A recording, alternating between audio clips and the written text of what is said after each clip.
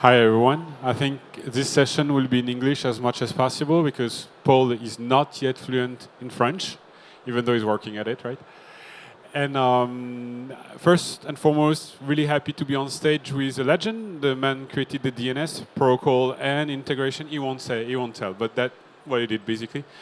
And today we wanted to tell you about this timeline in cybersecurity and how it's compressing. Because years ago, when I started my career, when people were finding a zero-day exploit, it would take time before they would prepare it, discover the vulnerability, exploit it efficiently, spread it in the wild, benefit from it, and so on and so forth. And we would count weeks at least. Nowadays, in some cases, we speak seconds. And we expect it to go to milliseconds, meaning between the moment where someone is trying your external perimeter and the moment where it's breached their inside and it's too late, the timeline has compressed exponentially. And the problem we're facing now is it's been compressing due to SecOps, DevOps, and efficient automation and tooling by the cybercriminals. But on top of that, now we have a new problem called AI, which further enhance and accelerate this timeline. So how do we catch up with this rhythm? How do we fight toe-to-toe with an adversary that is immensely more efficient than he used to be, even though he's probably not immensely more knowledgeable than they used to be back in the past. They're just much, much better equipped. So today with Paul, we wanted to have a very open format. It's a small room, not a problem, no offense taken. We want to discuss with you guys, and you have the privilege to have an AMA session. We will kickstart things off with a 10-minute back and forth about what we think about the current landscape of threat. And then you are the star of the show. You ask the question you always wanted to ask Paul, obviously, and you have any question from me, we'll be happy to answer, right? Yeah.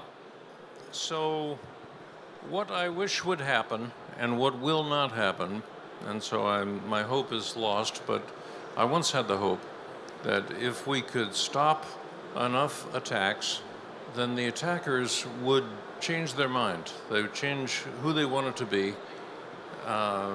They would give up their life of crime and go find a job. And that all we had to do was outlast them in that way. That hope is lost. And it turns out that when we defend ourselves online, we are incentivizing the bad guys to get better at their job. They're not going to stop. They're not going to give up. They will figure out how we stopped them, and then they will work very hard to find a way that they can attack that we cannot stop them. And thus, the game continues. There are an infinite number of turns in the great game of attack and defense online.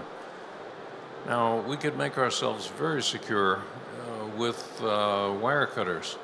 If we would simply cut the connection between our data and compute and the rest of the world, it would be much harder to attack us. But we can't. We need to be online in order for our companies to live. And as long as we are, then the bad guys have a huge amount of resource they can put into pretending to be us, or pretending to be a customer, or pretending to be a partner, to fool our defense into letting them in to some part of our infrastructure that is valuable to them.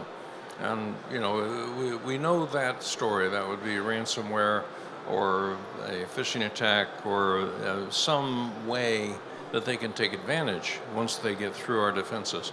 That also evolves over time. But as my colleague has just pointed out, time is compressing. The way that we used to defend was to say, all right, the thing you are trying to do is something I can predict, and it's something that I am ready for. I'll recognize it, and it will not work. And that would cause the attacker to then have to go away for a period of days or weeks until they could buy some other vulnerability on the zero-day market, or indeed just find some other way. Maybe study us further, figure out what is our infrastructure, what software, what versions, and then go look for vulnerabilities in the common vulnerabilities in the resources that we have made online for them. They now have a lot of help from automation, and we're calling that automation AI, but I want to just remind everybody the term AI was first created in 1958. It meant something very different. So AI has always been with us, but every few years the meaning of the term changes. So what I mean by AI is LLM, chatbots, sort of the ability to use tokens and build fuzzy logic systems that can, for example, try all possible combinations of maybe do fuzz testing against a pilot instance of some infrastructure of ours so that they can find something it's vulnerable to without studying the source code, which they don't have. But they can now do this at scale. They can do this in a matter of hours, minutes, or and soon seconds. And time is no longer on our side. So what we will do about this is to find something other than time to beat them with. Yeah, I think what we are up to and what Paul was up to and what I am up to is to create choke points. And that is critical in the thinking we should have about defending ourselves in this modern world. Let me take one step back. Back in the days when Paul was working at DEC arguably invented the firewall, the concept of it at least, right? But what is a firewall? It's a static defense line saying you are allowed, you are not allowed because you come from there and you want to go there, which is absolutely, and quote me as much as you want, outdated as an approach. Can you trust this range of IP address and untrust this one? Is it a permanent state of affair? Absolutely not. It is not any longer, and it's not been for a long while. It's just something to put a green dash on whatever audit report you must have for your company. By the way, your firewall is probably your first line of liability, not your first line of defense, because they're offering such a huge surface of web shenanigans you can exploit. Well, we all know about that, right? But let's skip ahead a bit on this. So automation, it's a number game, right? So as Clément put it before us, the previous talk, it's about going faster. So it's about spraying and praying that you will find someone weaker and exploit them as fast as you can. The good thing about it is it's leaving traces all over the place, except we are not exploiting them, or not in the best way we can. And there's another thing we can use to create choke points. This is the fact that AIs or cybercriminals automations still don't have physical access to your premises. They are not moving physically, meaning they will use IP addresses and they will use domain names. And now that starts to make sense while you are on stage, right? So the choke point you can create is around the shortage of their resources, making the attack more costly, exponentially longer than it should be for them to be profitable. The downside of it is you're just pushing the dirt to the next guy that is probably not doing the same thing. Okay, fine. It's not the perfect solution. Now, if you are a harder target, obviously they will stop harassing you and pass on to the next guy, which is not so bad already, until everyone raises the bar enough so that it's not profitable anymore. And how do we do that? We collect the traces. And this is where the crowdsourcing approach makes sense. So say you've been attacked recently, right, by IP ABCD, and you are scanned next by IP ABCD. If you know that IP ABCD have been scanning your two colleagues, well, then probably you'll be blocked before it even tried to do something at your place. And this is a power that has been leveraged in many different places. Think about Waze, right? When they started this, it was to defeat traffic jams, because we would just take the heading, the direction of the car where it was going, the speed and the position, and out of those three informations only, we could tell you, I see a slowdown here. It's going to turn into a very, very bad traffic jam. You should definitely turn left, or right, rather, and exit this highway because you're going to get stuck, right? If we do the same thing with cybersecurity trails, meaning you block an attack, then you are made aware that an attack is going on through IP ABCD, the larger the network, the most efficient it becomes. because it's a network effect, right? So right now, CrowdSec has roughly 500,000 servers running the software and sharing 30 million IOC daily for free. Just to be clear with you guys, is for free. I'm not selling anything here, okay? So when you partake into the network, you get to receive what everyone else has seen and block them in real time. And then on the other side of the fence, think about the cyber criminals. What happens to them?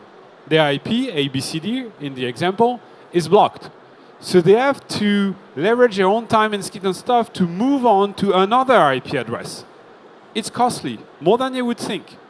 When we saw in the Conti leaks 3 years ago, you know, Conti was this famous ransomware group that split it over the Ukraine war, the Russia-Ukraine war, right? Because most of the group was Russian, and a part of it, a fraction of it was Ukrainian.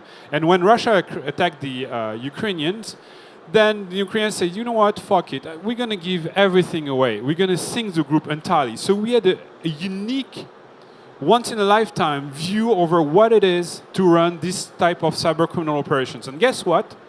It's exactly like a company, like Paul said. It's the exact same thing. They have HR problem. You know, Yuri asking for a raise, a salary raise. Yeah, no kidding. They need new IP addresses because the previous ones were burnt, right? And they are not as efficient as they used to be. So it costs them DevOps and SecOps time, operational time to move things. Now the thing is here, let's create choke points. Let's create attrition, be in an attrition war. We shrink your resources to slow you down. And it's doable also at the scale of the DNS, obviously, which is more or less inside out and outside in. But we can act on those two to slow down exponentially their operations. And that's true. If we can take their toys away from them, then they are delayed until they can restore their own infrastructure. I did want to argue the point about firewalls, because the purpose of having a firewall has certainly changed, but it is no longer, it's not completely out of date. Here's what I mean. There was a time back in, I'm going to say 1990 timeframe, where file servers, whether they were for Windows or the NFS for Unix, whatever it was, had no particular user-level access control. There was no provenance in the protocol where you could say, I want to read or write this file, and this is proof of who I am and what capabilities I should have. That was crazy, because that meant anybody who could break into your network would have the ability to do everything that people inside your network could ordinarily do. So, a decade later, we started hearing about zero trust networks, which means you receive no special permissions based on where you are, the topological location, what IP address you're coming from. You have to be able to prove who you are and what you can do in every single transaction. And once you do this, you can see that the importance of a firewall changes, because you're no longer trying to keep people from being able to stand inside your network to launch a localized attack, but you still don't want to fill your syslog file with useless garbage. And so stopping things at the outside does help with the economics of logging. Now, at AWS, we have CloudTrail. We tend to log everything, and customers tend to log everything. But at the enterprise level, if what you're doing is on-prem, yeah, that logging server is a problem, because you're gathering things that you may never look at, and if you tried to look at it, there would be terabytes of garbage. And that's why we use firewalls today, is only to protect the syslog. But back to the point of the time, if you know something about your attacker, right, because you've seen them before, you see what domain name they tried to get your executives to click on in a phishing email, and you've done some research to, let's say, there's a domain name that they were asked to click on. It has name servers, because everything to be reachable on the internet must have DNS, and that means you have name servers that have names and IP addresses. If you look at those and you say, I do not want to honor any traffic that is in a domain name that is supported by those name servers. So you're poisoning the name server itself. That means you're not just poisoning the domain name they have hit you with, you're poisoning the infrastructure they will use to create future domain names that they will hit you with. And that drastically increases their cost. And if you heard what we said on the stage yesterday, you know that I believe that all wars, including a Cold War like this one, is economics. You're trying to drive your costs down, drive your adversaries' costs up. At some point, there are winners and losers. So in this way, whether it's name servers or mail servers or whatever assets they may be using to attack you, if you can find out what those are, deprive them of those assets, you will slow them down. And that costs them money. Yes, we share both this vision that this attrition war, meaning fighting on the resources and the money and the cost of the attacks, is the only rational way of addressing the problem. Because if you try to beat your adversaries in other ways, like outsmart them, it never worked. We tried, we all tried to outsmart our attackers. And oftentimes it's not even about being smart, it's being brutally dumb and efficient. And if it's about being smart, you will always find someone smarter than you. So it's really not the way. We've tried outmoneying them. It's not working either. Because if you overpay anything, like think about Microsoft. I'm not pointing specifically one company or another. It could be Facebook, could be the US government, whatever, okay? All of those, JP Morgan, have budgets in cybersecurity on the scale of hundreds of millions of dollars. And yet they get hacked. What is the fundamental learning we have from that? Is that you can spray hundreds of millions of dollars and still be compromised. So is it the right approach? No, it's never been. And it will never be. It's not the point. It's not the way you defeat an attacker. It's by being stupidly efficient at costing them exponentially more money. You know, and we see this in real wars. I'm not going to exactly frame it, but you see what I'm talking about. When we see those missiles that are costing $20 million being sent on one end and being intercepted, or just to intercept a drone that costs 10,000, the asymmetry of it, no matter how rich you are, costs you a ton lot. This war, and whatever the reason is behind, that has been declared recently, showed this absolute asymmetrical effort, monetarily speaking. So, and that's why such a small country, or under-equipped country, arguably, compared to such an adversary, can resist. Because it's absolutely efficient to play an asymmetrical war. So this is what we want to do, this is what we want to organize, and this is the idea we want to plant in your brain, is that if we ever want to win this war, we have to be faster, we have to compress the timeline, or to be more accurate, to extend their own timeline. Because if they can shorten it, they will always beat us at this game. Because if it's about like, hey, there's React to Shell happening on the market, right? I'm going to talk about something you all know. You were all there, right? Log4Shell, React to Shell, whatever magnitude 10 on the internet happened recently. What happened? And I can tell you from the front seat row. We saw the first traces of exploitation 3 weeks before. We had an official CV name and number as of 2 weeks after the first sightings. At that moment, 3,000 IP addresses over the internet were already constantly hammering the whole IPv4 space. And I've not the stats for IPv6, but I'm pretty sure they were hunting as well, right? So we speak about hours and potentially minutes, and then as of 6 hours after the release, we had 80,000 IP addresses hunting. So what we speak of here is a scale on the hour level. What we're trying to achieve is scale on the second level. We are already trying to get down around the minute, and we will do this eventually.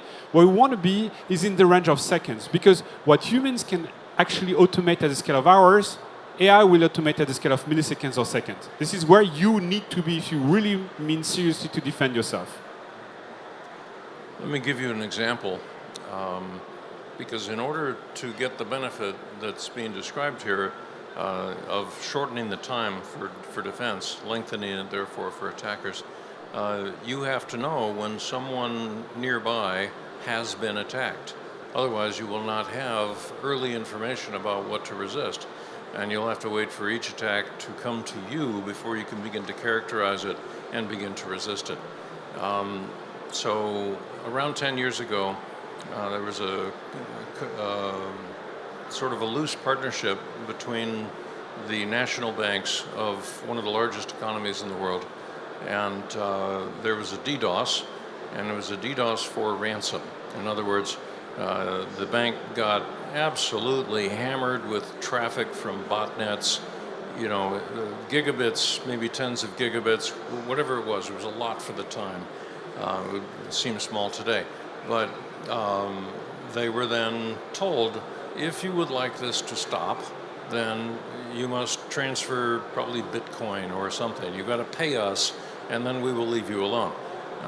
They did not pay because they could understand easily that I would simply encourage them to do it again. And so eventually they engaged with a DDoS protection service, and they got their traffic filtered upstream, and then they were able to continue operations. But before they felt that they were done, they shared all of the details, all of the IP addresses, all of the ransom notes, everything with the other banks in that economy, even though they were competitors. Because an attack on one, in this case, is an attack on all. They needed to make sure that everyone would be strong enough to resist this so that the attackers would move away and go find some weaker economy somewhere else in the world. And they did. And they shared this information, and 2 other banks were hit the next day, but they were already ready. So they never had even 1 second of downtime. Sharing information with your competitors, especially in banking, which tends to be regulated, really makes lawyers get out of their chair and say, what are you doing? This is creating all kinds of risk, and so on and so forth, but it's necessary. And they got it done, nobody got in trouble, and I think that they are now sharing information with each other on a very fine-grained basis now, not just when they know they're being attacked, but when normal things are happening. Any abnormality is worth sharing in that case, because it will make all of you able to resist together. So just to drive home the point, we will not be able to shorten the time domain of our defense if we cannot find a way to share the attacks against us with other members of our economy, even if they're competitors, and even if you're helping them to compete with you by staying online. It's vital. You have to do it. Start arguing with your lawyers now. Don't wait for the attack. And this is where you share another common opinion here, is that open source is the only way, for so many reasons. The first one is obviously trustworthiness, like you know what's in the code, it's free, you can carry it wherever you want, you can fork it, you can adapt it, you can, you know, all of that, obviously. But also, what do we see? I mean, you don't start with Bank of America, right? Or you don't start with AWS. So say you have a new exploit and you're very proud of yourself and you stash it somewhere and you want to make the most money out of it. Are you trying to send it right away to the heart of AWS infrastructure? No, because you're going to get busted right away. And this super valuable exploit you have on the side will be, you know, outdated the next minute because AWS will communicate around that or spread the signature or whatever. So what do? You go for the smaller fishes, the next door plumber, the pizza delivery service or whatever, and you check if it works. It works, perfect. You exploit it as much as you can, and until eventually you grow in the targets, and eventually you go for the big targets until this exploit is worth nothing, like Log4j. Worth nothing nowadays. React to Shell, worth nothing nowadays. Because if you are still vulnerable to this, honestly, it is digital Darwinism. You deserve to die because you didn't adapt enough in a month, 2 months, 3 months' time. So it's not what we're talking about here. But open source makes it so that it's easy to collaborate, easy to share. There's no barrier, no friction to adoption. You can use it, and you can collaborate to the greater good for everyone, right? And on the other end of the spectrum, when I'm discussing with a large bank, they're like, you want us to install open source software? Maybe we're not ready mentally. Do you have the data? Yes, but if you just want the data, you will have to pay for it. That's fine. We have money. We have no time, but we have money. So, you know what? we're okay to pay for your data.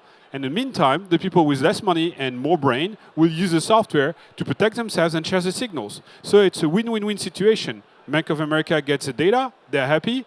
You get a good protection that costs nearly nothing, you're happy. And in the meantime, I'm happy because as an editor, I can finance myself and finance a free effort that everyone can benefit from while I'm selling to Bank of America, right?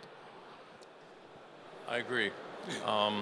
Now, I work for a global cloud service provider, but I'm not here to sell things to you. So I'm going to use the names of some other clouds as examples. In the asymmetry between attackers and defenders, one of the problems is that they are more motivated to attack than we are to defend. They can only make money one way, whereas for us, defense is to save money rather than to make money. And so they can invest more aggressively.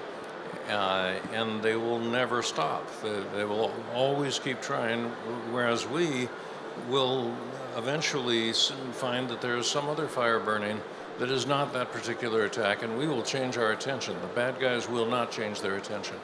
So this leads to a problem where, yes, open source has the advantages that we've just said, but it requires a level of skill and motivation inside the defender that is not always present. And so one of the advantages of working, and here I'm going to use Azure as an example, if you have got Azure hosting your infrastructure and they control the network, or you've got the Google Cloud project, they are as motivated as the attacker. They are as expert as the attacker. And they will never sleep, they will never stop, they will never give up, they will never get distracted. And so if you cannot do what's been described in terms of operating enough of your own infrastructure that you know how it works and that you can patch it in real time if there are vulnerabilities found and it's open source and so on, if you can't do that because you're actually in some other business and that's not the reason your company exists, then you will need to find a partner for whom that is the reason that their company exists. Sometimes that's a managed MSSP, managed security service provider. Sometimes it's a cloud, sometimes it's your ISP.